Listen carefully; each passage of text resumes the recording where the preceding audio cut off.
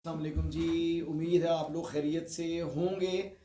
होना ही चाहिए। वह क्या करें, वो दुहाई दे सकते हैं। हम वो कहते हैं ना, दुहाई है वो, हम अल्लाह ताला के हुजूर दुहाई दुहाई दे सकते हैं कि हम ये किस टीम को सपोर्ट करते हैं जो ऑस्ट्रेलिया में हराती है और जिम्बाब्वे में हार जाती है। खैर, हम बात करते हैं जो टेक्निकल एस्पेक्ट्स हैं, जो कि वजह नज़र आ रही है मैच के हारने की। मैंने उस वक्त कहा था जब रिजवान को कैप्टन बनाया था कि अब हमने कैप्टन ठीक बना दिया, लेकिन टीम ख़राब कर ली है। हमने फ़खर को और इमाम को निकाल के टीम ख़राब कर ली है। खैर, बात हुई फॉर्चुनेटली हम ऑस्ट्रेलिया में जीत गए, और जब आप जीतते हैं तो जो लैप्सेस होते हैं, कमज़ोरियों की तरफ आपका ध्यान नहीं जाता। लेकिन उस वक्त बात मैंने ये की थी कि साइम अयूब और अब्दुल्ला शफीक आपका क्योर नहीं है। आपका क्योर जो है ना, वो इमामुल हक और फ़खर जमान ही है वनडे में, क्योंकि प्रूवन परफॉर्मर्स हैं। साइम अयूब तो बहुत डिसअपॉइंटिंग है। आई मीन के इतने मैचेस मिलने के बाद एक 80 करते हैं, 70 करते हैं, ये परफॉर्मेंस नहीं होती। मैं बहुत सपोर्ट किया मैंने साइम अयूब को, मैं बड़ा ज़बरदस्त उसका फ़ैन रहा हूँ, लेकिन मैं उसके में सबसे बड़ा क्रिटिक भी हूँ, क्योंकि बहुत अपॉर्चुनिटीज़ वो ज़ाया कर रहा है। मैच अवेयरनेस की बहुत कमी है, और वो आपका बिल्कुल क्योर नहीं है किसी भी फॉर्मेट में, ना वनडे में, ना T20 में, और ना टेस्ट मैच में। आप you have to bring back Imamul Haq in one days and test matches, और फ़खर जमान को वन डेज में और T20s में, फिर आपकी टीम बैलेंस होती है। लेकिन this is besides what I am going to talk about today. इसलिए कि अगर ये दोनों होते भी, इमाम और फ़खर होते भी, तो मैं यही कहता कि जिम्बाब्वे में अपने नए बेंच स्ट्रेंथ को टेस्ट करें, ना लेके जाएं, इनको रेस्ट करवाएं। और ठीक था, आपकी ये जो टीम गई है ठीक गई है। ये लड़के आपके फ्रेंच प्लेयर्स हैं, आपकी बेंच स्ट्रेंथ है, इनको आजमाना चाहिए था। लेकिन आज नज़र क्या है, आज हुआ क्या है? Somehow Rizwan is totally off. उसका जो कैप्टनसी का जो मैं इतना सपोर्टर हूँ, या मैं कहता हूँ रिजवान, वो जो T20 मैच वो उसने कैप्टनसी किया, जो हारे हैं 147 पे ऑस्ट्रेलिया को रिस्ट्रिक्ट करके, प्योरली रिजवान की टैक्टिक्स और बैटिंग की वजह से हारे हैं। उससे अगले मैच में वो खेला नहीं, बाहर बैठा। और उसके बाद ये दूसरा मैच था, तो दो कंसेक्यूटिव मैचेस हो गए हैं जिसमें रिजवान ने बड़ी पैथेटिक कैप्टनसी की है, और बड़ी पुअर परफॉर्मेंस है रिजवान की। बॉडी लैंग्वेज आज पूरी टीम की डाउन थी। अगर किसी ने मैच देखा, आप लोगों ने मैच देखा है शुरू से, जब मैच स्टार्ट हुआ है, तो ये विकेट थी विकेट टू विकेट बॉलिंग करने वाली। पता चल रहा था, आपने जब 7वें 8वें ओवर में स्पिन को लेके आए तो स्क्वेयर टर्न हो रहा था कि इसको विकेट में बॉल करनी है आपने। 125 या 150 से ज़्यादा जिम्बाब्वे को नहीं करना चाहिए था किसी भी सूरत। आपने एरेटिक बॉलिंग की है, आप शॉर्ट ऑफ लेंथ बॉलिंग करते रहे हैं, बाउंसर्स मारते रहे हैं, वाइड्स देते रहे हैं, ऑफ स्टंप के बाहर बॉलिंग करते हैं, विकेट्स में आपने बॉलिंग ही नहीं की है। उसके बावजूद आपने जिम्बाब्वे को 125 फॉर 7 करने के बाद उनके टेल एंडर से 48 रन खाए हैं। क्यों? क्योंकि आपने विकेट्स में बॉलिंग नहीं की। हे वायर किस्म की बॉलिंग थी, कोई लेग के बाहर, कोई ऑफ के बाहर, कोई सर के ऊपर से। विकेट्स, 3 विकेट्स के स्टंप्स के अंदर बॉलिंग करने की जरूरत थी।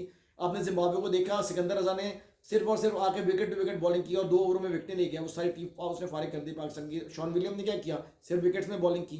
तो आपकी असेसमेंट ऑफ द पिच कहाँ थी?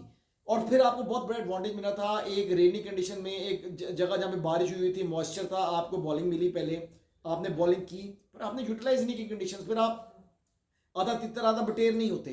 आपने 2.5 फास्ट बॉलर खिलाया। 2.5 इसलिए कह रहा हूँ कि 2 तो आपने हसनैन और हारिस रऊफ खिलाया, तीसरा आपने आमिर जमाल को खिलाया। वो ऑलराउंडर है।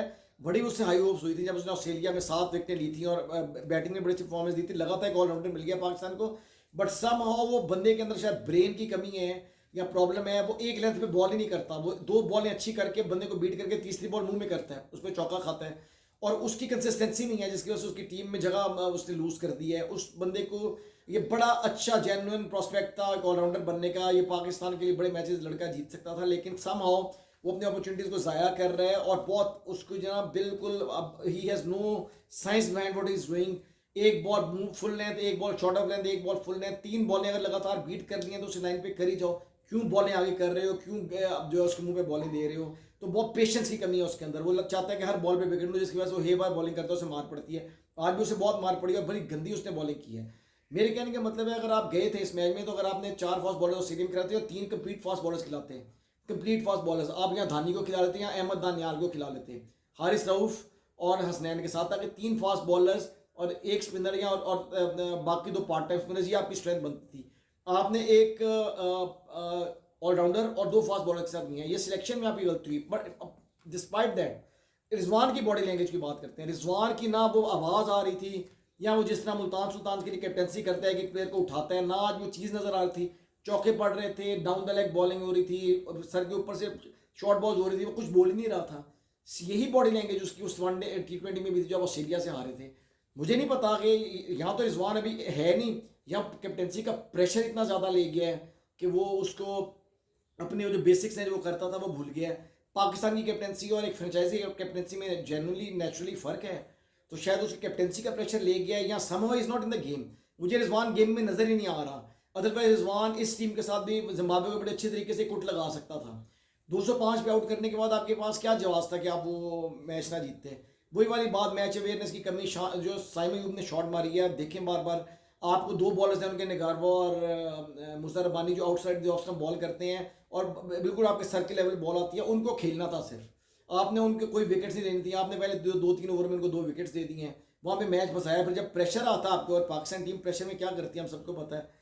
तो वेरी डिसअपॉइंटिंग रिजवान की परफॉर्मेंस। आई मीन कि मैं भी कहता हूँ पाकिस्तान के बेस्ट कैप्टन है, उसे अच्छी टीम दी जाए, लेकिन इस टूर के लिए अच्छी टीम नहीं मिलनी थी। ये बेंच स्ट्रेंथ टेस्ट होनी थी। अगर ये हमारी बेंच स्ट्रेंथ है तो फिर दुहाई है जी, दुहाई दे अल्लाह मियाँ के सामने, और अफसोस करें अपने ऊपर भी और इस चीज़ के ऊपर भी कि हम पाकिस्तानी हैं और हमने फिर भी पाकिस्तान टीम को सपोर्ट करना है। जैसी भी टीम है, जैसा भी कैप्टन है, जैसे भी प्लेयर्स हैं, हमने इस इश्क किया हुआ है इस गेम के साथ, तो हमें तड़पना ही पड़ेगा।